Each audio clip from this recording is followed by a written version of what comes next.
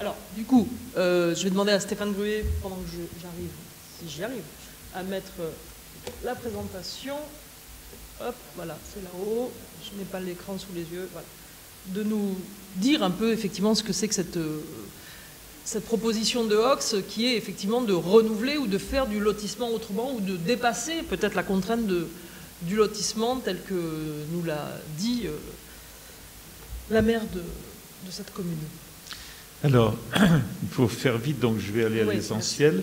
Bon, là, il y a une série d'images. On verra, on est mobilisé éventuellement. Bon, tout de même, les acteurs, rapidement, bon, Fairville, donc nous, on travaille surtout dans le Grand Sud-Ouest, hein, donc avec plusieurs opérateurs, dont beaucoup le col. Donc, on a commencé à travailler avec le col, on a fait les premières opérations et on continue aujourd'hui très étroitement sur pratiquement tous les projets collectifs. Voilà. Bon, voilà le site d'Aux. On est en 3e couronne, c'est important, de Bordeaux, hein, de la métropole bordelaise.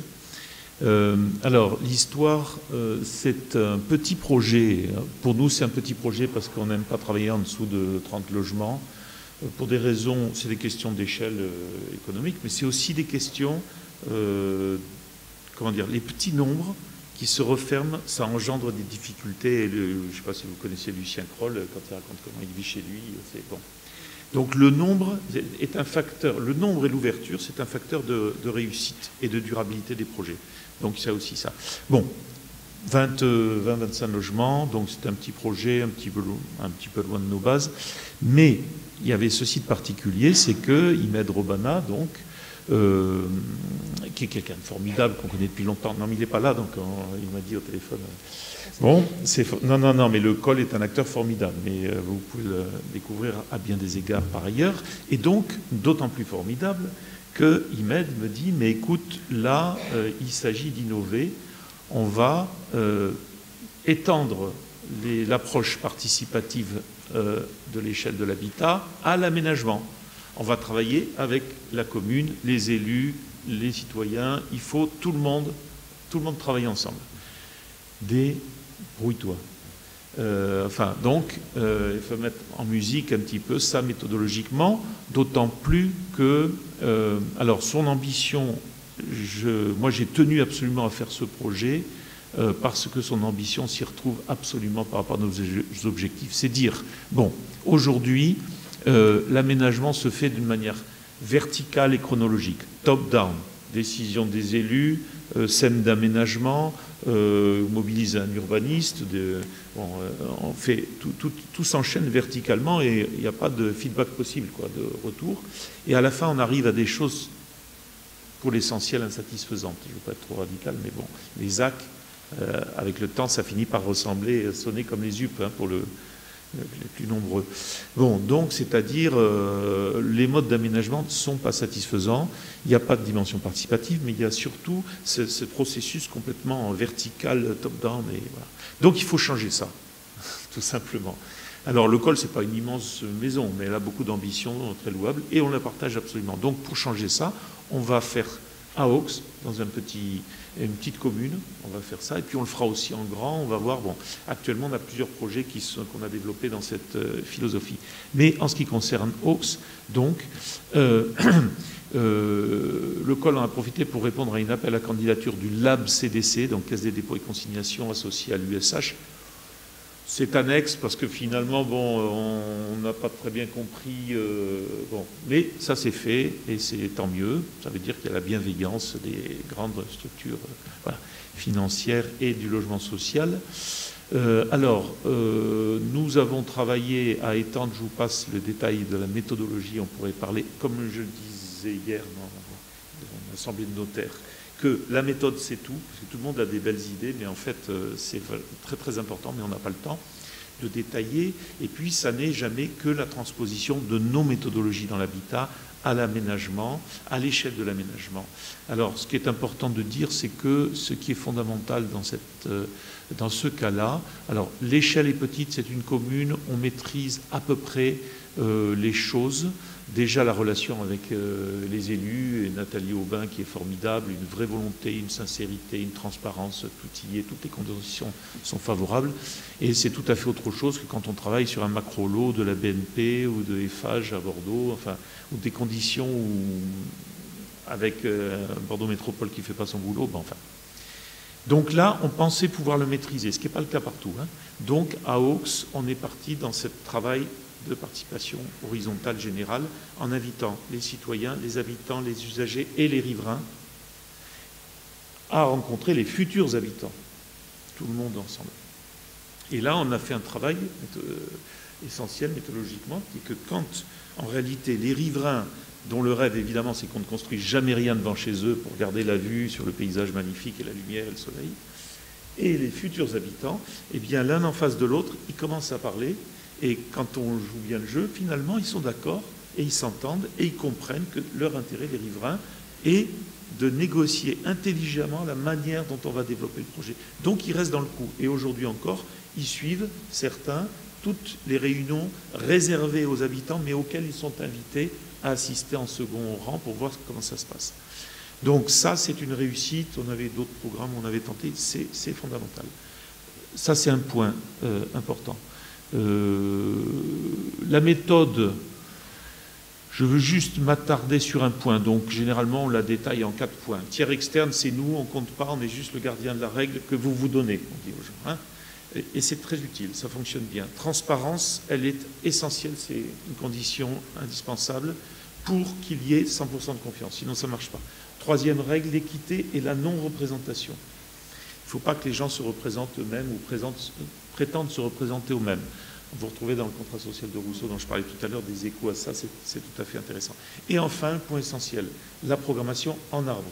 La programmation en arbre consiste à dire qu'on réduit les décisions de tronc commun au minimum et ensuite on ouvre à la possibilité de décisions différenciées pour que tout devienne possible dès lors que 2, 3, 4 veulent faire un espace commun et qu'ils financent, on trouve les solutions. Parce que ça multiplie les opportunités, tandis que si tout le monde décide en même temps, c'est une seule idée, on tombe dans le phalanstère en fait. Et ça réduit considérablement les potentialités de ce que veulent les gens, par effet mécanique. C'est la peau de chagrin, à la fin, il ne reste rien. Donc cette programmation en arbre, elle est vertueuse à bien des égards. Et c'est un compte pour moi, même si j'ai une médaille de Fourier offerte par le Crédit Coopératif, je suis radicalement anti-phalanstérien, si vous voulez. Une même idée pour tous, comme j'ai expliqué. Voilà, j'ai fini sur cette question-là. Alors après, un point que je voudrais développer parce qu'il touche à quelque chose d'extrêmement sensible. C'est que lorsqu'on a... Alors, pardon, on peut passer... Ça, c'est le terrain. L'école, en dessous d'école, à droite, il y a un petit pointillé. Et le terrain de l'opération d'habitat est à droite. Et le reste, c'est le terrain de l'opération d'aménagement. Donc, c'est un ensemble. Les acteurs synthèse du programme d'aménagement... Voilà, mais salle culturelle, aire des stationnements publics, c'est vraiment, on balaye là pour vous dire circulation véhicule, circulation douce, mais tout ça, c'est le recueil des demandes et des discussions des groupes thématiques de l'ensemble des citoyens, usagers, habitants, riverains et futurs habitants. Donc c'est, voilà, on peut dérouler, on ne va évidemment pas rentrer dans le détail, mais c'est pour vous montrer rapidement. Bon, ça c'est l'exposé méthode. Ce n'est pas vraiment la méthode, c'est l'exposé lors de la réunion de lancement. Donc voilà, on peut défiler, c'est des images pour faire comprendre. C'est pour mettre un peu d'image, c'est mieux. Encore. Bon, les méthodologies. Donc en fait, en un mot, il s'agit de mettre le groupe et chaque accédant, en fait, ensuite accédant et locataire, parce qu'on a du locatif social aussi, ça c'est une nouveauté, et on le refait maintenant à Ondres, sur la côte basse, c'est-à-dire on associe l'accession au locatif, ce qui pose un certain nombre de problèmes, pas si simple, mais on y arrive, on va y arriver. Non. Bon. Donc, de mettre chaque accédant en situation de choisir librement et en toute connaissance de cause et en toute équité dans le cadre proposé par les contraintes qui sont réglementaires, législatives, réglementaires, économiques et techniques. Il faut qu'on rentre et temporelles. Voilà ce que je voulais vous montrer. Alors, je reviens à ce sujet-là. Là, on est dans un schéma de synthèse de la programmation de la partie habitat. Ce schéma, représente l'occupation du terrain, et je vais faire un petit préambule pour vous expliquer le problème. Les élus imaginaient une extension de leur village qui comprend 800 et quelques habitants, ça fera 900. Comme naturellement un élu l'imagine, on va avoir des nouvelles rues, ça va s'étendre, et il y aura des maisons le long de la rue qui sont des propriétés individuelles, sur un schéma finalement assez classique. Mais les élus ont voulu pleinement, sur proposition du COL, je crois à l'origine, faire une opération d'habitat participatif. Alors quand on a commencé à avancer, à un moment donné, j'ai dit, écoutez, si c'est une opération d'habitat participatif, aucune ambiguïté là-dessus pour eux, il faut que les gens aient un espace commun. Un espace commun appropriable de façon privative, au sens de l'usage. Hein. Après, bon. Donc, par ailleurs, les élus ont dit, oui, mais nous, on ne voudrait pas que les gens s'enclos, se fassent une résidence fermée avec les grillages, ce que vous voulez, tout autour. Problème majeur, qui n'est pas simple à résoudre parce que, comme vous le savez, le Code civil ne permet pas que l'on interdise à une copropriété de fermer. Si bien que dans toutes les actes, c'est toujours la même histoire. Les élus disent « ouais, il faut que ça reste ouvert », les aménageurs disent « tout est ouvert », l'urbaniste aussi, tout le monde, et à la fin, tout le monde ferme, enfin, plus ou moins, ça dépend des cas. Mais il y a un cas aux sécheries à Bègle, à Bordeaux, où l'opérateur, je vous dis, c'est des anecdotes quand même assez parlantes, où notre opérateur participatif nous dit, qui n'est pas le COL, il nous dit, mais enfin, c'est quand même extraordinaire que sur cette ZAC où tout est ouvert, la seule opération qui se ferme, c'est l'opération d'habitat participatif. Et moi, je dis, oui, mais aux autres, vous n'avez pas demandé leur avis, à aucune autre. Donc, c'est ça l'explication. Alors, elle se ferme, il faut voir dans quelles conditions. C'est-à-dire, c'est une petite haie, c'est marquer quand même un espace, une intériorité, on va dire. Voilà. La question se repose sur tous les problèmes. Donc là, les élus ont dit, mais nous, on ne voudrait pas qu'à terme, ça se ferme. Or, à terme, on ne peut pas savoir, jamais on peut interdire qu'il y ait une basculement de majorité dans la copro et qu'ils décident de mettre un grillage tout autour. Or, ça, la collectivité, ce n'est pas concevable dans une collectivité en troisième couronne en milieu rural, qui a 800 habitants, que d'admettre qu'à l'intérieur, elle va avoir une résidence monnaie de croix. Hein. C'est l'expression qu'on emploie à Toulouse pour les résidences fermées. Donc là, il y avait un problème. Donc là, on a tenté quelque chose d'assez innovant, c'est-à-dire que je me suis dit, bon, on va essayer de trouver une solution. Et donc, j'ai proposé aux élus et aux habitants, écoutez, si on imagine que les maisons sont disposées, c'est un cercle schématique, évidemment, ce n'est pas formel, hein, de telle sorte qu'à l'intérieur, ils aient un jardin commun d'usage privatif. Et qu'à l'extérieur, en fait, il y a une poche parking, desserte, des pauses minutes pour desservir les handicapés, etc., qui est nécessaire pour les voitures des habitants. Et je leur ai dit, écoutez, si on laisse cette voie accessible par servitude à tous, au public, mais sous une forme de déplacement doux, c'est de toute façon dans l'esprit de tout le monde, on partage en gros, et il suffit d'une simple servitude dans l'acte notarié, et à ce moment-là, à terme, quand vous perdrez la majorité, personne ne sera en situation et n'aura d'intérêt à clôturer extérieurement le bien. En contrepartie de quoi? D'abord, il y a des questions de contrepartie dans la servitude, je fais vite, d'entretien, de responsabilité en cas de mauvais entretien, si jamais il y a un accident, enfin, il y a des tas de questions qui peuvent se poser.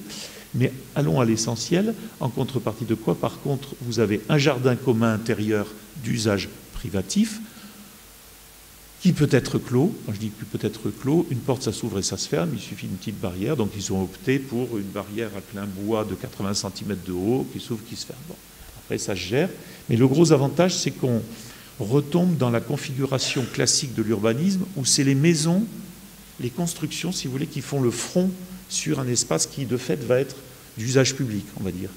Et derrière, c'est le jardin. Sauf que le jardin, là, il va être commun.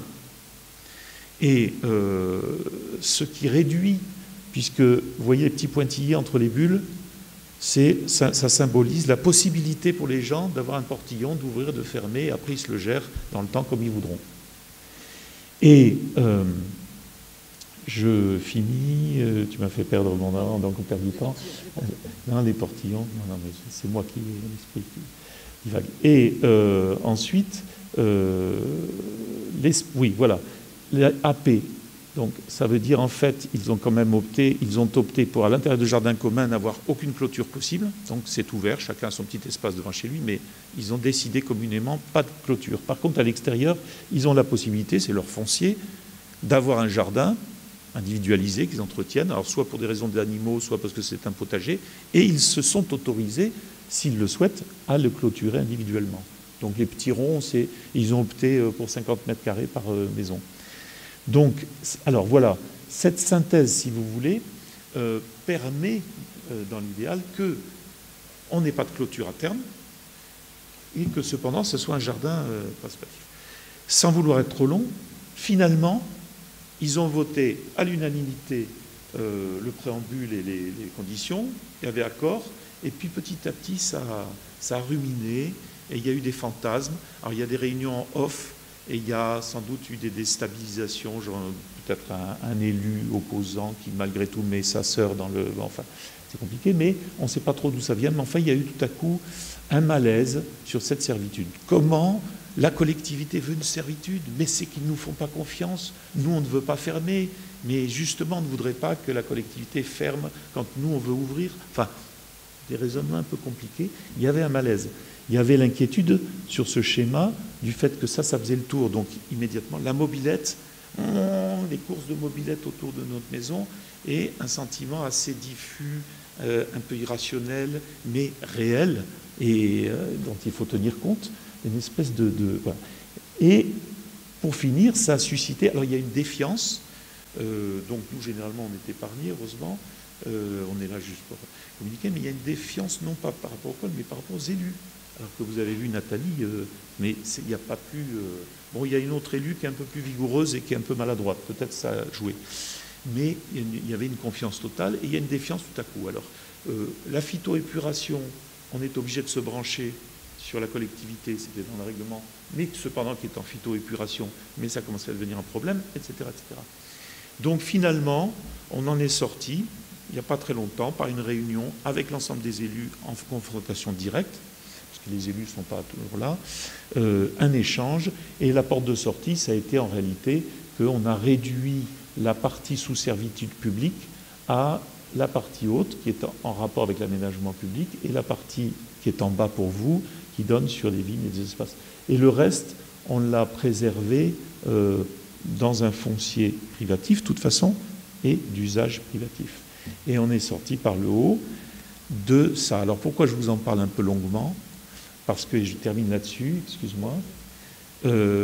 Pourquoi ? Parce que là, on touche à quelque chose qui est le sentiment de la propriété, l'évolution aujourd'hui entre propriété foncière et droit d'usage, où il y a de plus en plus de combinaisons avec les OFS, la propriété du sol, etc., où on tend à faire évoluer tout ça.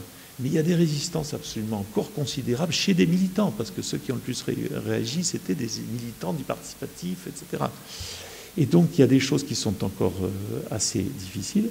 Et c'est cette question d'appropriation du rapport entre le commun et la commune, on va dire, pour faire court. Voyez, la nécessité du commun, c'est-à-dire pour que quelque chose vive entre soi, il faut qu'il y ait les conditions pour que ça vive. Et ces conditions en biologie, c'est une membrane de la cellule, un noyau éventuellement, mais surtout la membrane, de telle sorte que, par le cœur, par l'intériorité de la cellule, on puisse maîtriser l'entrée et la sortie. C'est une condition fondamentale de la vie. Il y avait 2 médecins dans l'équipe, ils étaient tout à fait d'accord. Et donc c'est cette question-là de comment faire vivre quelque chose qui n'arriverait pas à trouver son intériorité, qui est une chose absolument importante pour que la dimension participative dans l'habitat, avec un foncier privatif, mais qui est le lieu du commun, propre à l'habitat, ne se ferme pas par rapport au commun plus large, dont je parlais ce matin, qui est celui de la commune et au-delà des communautés de communes, etc. Voilà. Merci.